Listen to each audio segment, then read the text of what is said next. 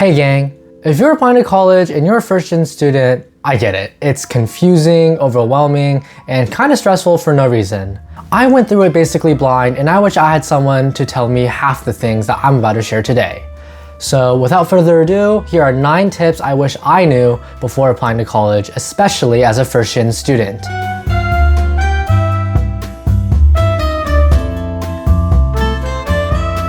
Starting early means a lot of advantages. You get more time to ask for rec letters, build up a strong college list, figure out how you want to list your extracurriculars and your activities, as well as more time to edit and revise your essay, which is very important. Speaking from personal experience, I started my college application process super early. I started writing my college essay at the end of junior year, mainly because it was assigned as like a class assignment, but I'm still super grateful for that opportunity since it gave me a feel of what writing a college essay would actually be like, even though I ended up changing the essay completely later down the line. One of the things I do regret, however, is not having a finalized college list before the end of the summer. I spent a lot of extra time just researching and finalizing my college list in the fall when I was actually applying for colleges that I could have used on editing and revising my essay, or maybe writing like supplemental essays, just other things that I could have used that time for. So I would definitely recommend having your college list finalized before the end of the summer, and definitely look into things just more than prestige and rankings, as that's what I did initially, because you definitely want to look at stuff like how the feel of the college, the size, the area, all of those other things are definitely big factors, and it's not all about ranking and prestige.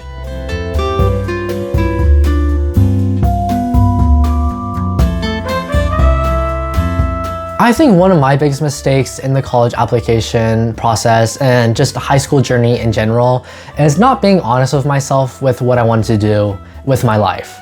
And if you don't know yet either, that's totally fine. You know, you can apply undeclared or undecided, and you can always change your major down the line. But if you know what you want to do, that is great, and you should definitely capitalize on that. I don't want to generalize, but I feel that many first-gen students have family members that are constantly trying to influence what they want to do, or like telling them what to do in college. Whether it's a parent telling you to become a doctor, a lawyer, an engineer, I feel like there's always some sort of influence telling you to go for those high-paying, prestigious jobs that make you sound super smart and well-educated.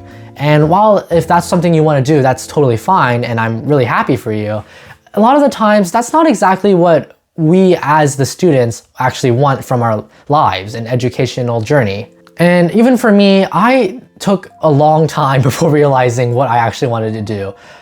Growing up, there's so many different things I said that I wanted to pursue, and a combination of like my own naive interests or outside influence trying to nudge me towards something. Like I went from wanting to be an artist to a graphic designer to an electrical engineer to an anesthesiologist to an aerospace engineer to finally what I'm planning on studying now, which is chemical engineering with a focus on food science. This is definitely not what my parents envisioned for me, but it's what I can see myself doing and being happy doing. My parents wanted me to do something related to like computers and like electrical stuff or like medicine, and I'm not super interested in either of those, and I just can't see myself like going to school for multiple years and then for the rest of my life doing that as a career. It's just not feasible and not sustainable, so I would definitely recommend finding out what you're passionate about and just capitalizing on that and going and doing what you love and enjoy. Yes, your parents may be paying for your college, or they might have helped you get to where you are today, but at the end of the day, it's you who is going to be taking those classes and you who has to apply to those internships, get the job, work the job, and do all of that and live this life and career. So if you're not enjoying what you're doing, and you can't see yourself succeeding in this field, then I just don't think it's worth it for you to do it just to appease someone else's interests or like live someone else's dream for them. Do what you want to do and do what makes you happy.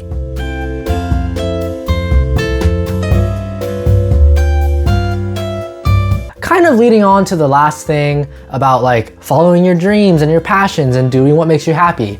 If you find this early on, that is great, because then you can kind of shape your extracurriculars and your college application overview around this interest and goal of yours. Once you find your passion, your extracurriculars will naturally follow suit. And when you actually do things that you're interested in, this leads to more energy and effort being put into those activities, which leads to more genuine and impressive extracurriculars, which college application admission officers love. Now, I mean, this, like, everybody says this. They can tell when you're doing something just so you can like write it down on your application to look impressive or whatever. And on the other hand, they can also tell when you're actually interested and actually like committed to what activities you're doing. From my personal experience, I didn't really know what I wanted to do until basically I was applying for colleges. But before this, I had a general field that I knew I was going to be interested in, which is science and STEM. So because I knew what I was passionate about, all my extracurriculars kind of reflected this. So I did robotics, science Olympiad. I also was the vice president of my school's National Science Honor Society. And when I did these activities, I was more invested and interested in them since I actually liked what I was doing in those clubs and activities. Because of this commitment and attachment, I was able to write more about it in my college application and in my supplemental essays. And I feel like this let me sound more genuine and emotional almost, I guess. Like in a good way, emotional in a good way, in these supplemental essays and activity sections of my college application, since I actually had a connection to these activities and was passionate about them. And I definitely feel like college admission officers can kind of pick up on this, and they will be more likely to admit you if they feel like you are actually interested in what you're studying.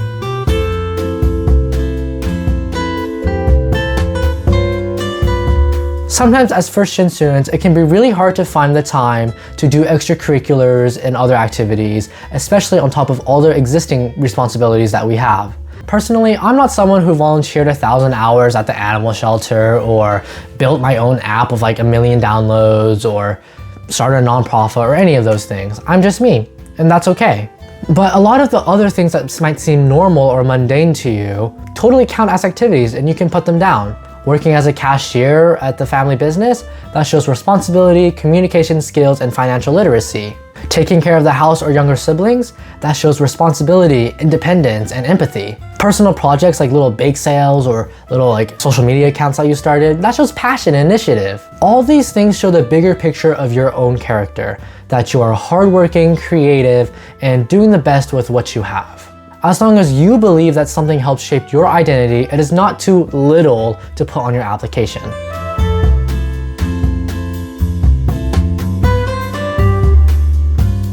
I didn't start my extracurricular journey until junior year, because I literally just did not do like clubs or anything for the first 2 years of high school.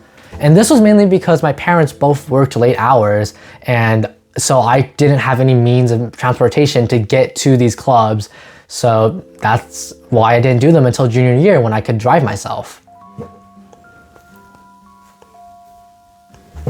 And another thing, my course load also wasn't maxed out.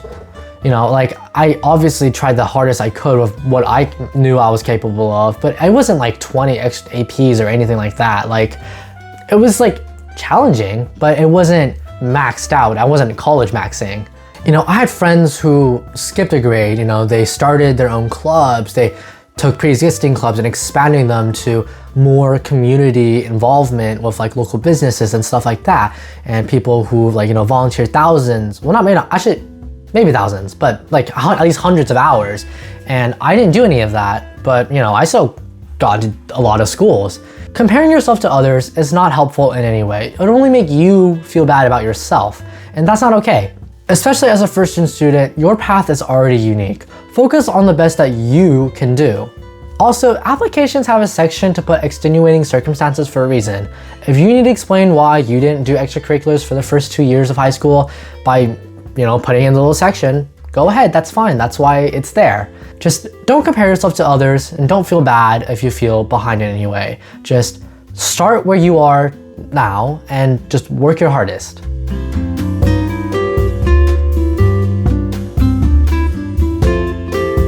Okay, let me be real for a second.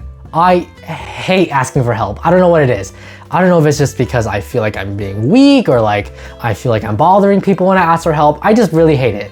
But especially in this college application process, you're gonna need to ask for help, and you should ask for help. If you don't know something, chances are someone else does, or they're going to know someone that knows the answer to your question.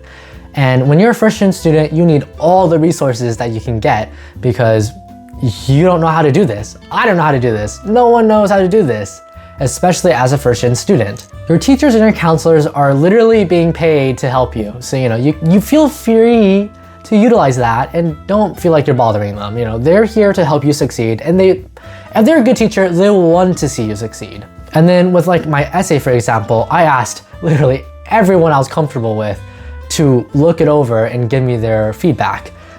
The more people I asked, the more perspectives I could kind of get, and especially when you've been writing the same thing for like 20 drafts, it helps to have a set of fresh eyes look at it and give you some more feedback that you might have not thought about before. As a first-gen student, you're gonna need the extra help. So ask for it. It's gonna make a big difference. Trust me.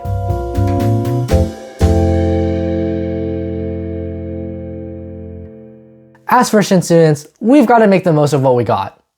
For me, this meant taking advantage of this program I was in. It's called AVID, which was sort of just like a college and career readiness program. So they helped a lot because they basically held my hand through the entire college application process, but they're also helpful because they waived all my application fees, which is super helpful because I applied to like 18 schools, and without them, it probably would have cost like over $1,000 just in application fees alone. Another thing you can take advantage of is, I don't know if this is at every school, but my school had these college like application workshops where there were like workshops for writing your college essay, getting your FAFSA done, and all of that sort of stuff. So if your school ever has any of these things, definitely go attend them. They're super helpful. I personally didn't go to any of them since I already had AVID, but I did go and help volunteer at some of these to help other students, get started in their college application process. And it was super great to just, get an opportunity to help my fellow students with their college application process, especially since I started so early. It was great to get others like up on their feet and running. So definitely go to these. Like, the people are there to help you for a reason. Use your resources that are available to you. Also, adding on to what I said about like getting to know your counselors and asking them for help, they're also instrumental in your college application journey, since they're gonna be the ones sending their transcripts and all your other documents to these colleges. So definitely make sure your counselor knows who you are.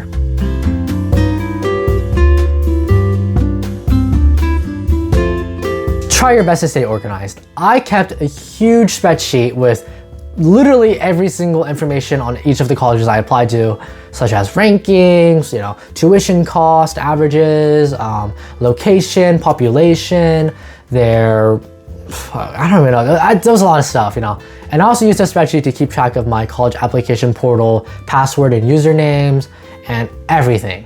It was super helpful because like when you're trying to figure out what iteration of your password you've used for this one portal, like it can be kind of overwhelming, but if you have a spreadsheet with everything already, it's super easy to just go on there and just find it. And then especially near the end where you have to kind of choose a college that you want to commit to, having all the colleges side by side to compare with each other is super helpful and can definitely help you make your choice at the end.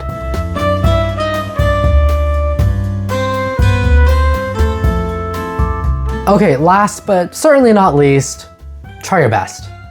I know, it's corny and maybe a bit expected at the end of the video, but honestly, as first-gen students, all you can really do is just try your best. Challenge yourself with the hardest course load that you can feasibly take. Do extracurriculars and activities and aim for leadership positions that you are actually interested in. And also, especially if you're applying to competitive schools, GPA is important, so try to keep that up. But also, remember what you're doing right now is amazing. You're gonna be one of the first, if not the first person in your family going to college for the first time. Isn't that crazy? That's amazing that you're doing this. That's huge, that's life-changing. You're doing something great. And honestly, you should be proud of yourself. Never forget to just stand back and turn around and see how far you've come. Especially as first-gen students, where so much of our lives are just filled with people telling us what to do and us being lost on like what to do. You need to take the time to actually be proud of your accomplishments. This is a major step in your life, especially if you're applying for colleges. I mean, you might be watching this in like, I don't know, like sophomore year, so you're not quite there yet. But if you're currently in your college application process, that's huge. That's great. You're doing something amazing. And I just want you to know, I'm proud of you. From one first gen to another, I'm proud of you. And you should, keep doing you, boo.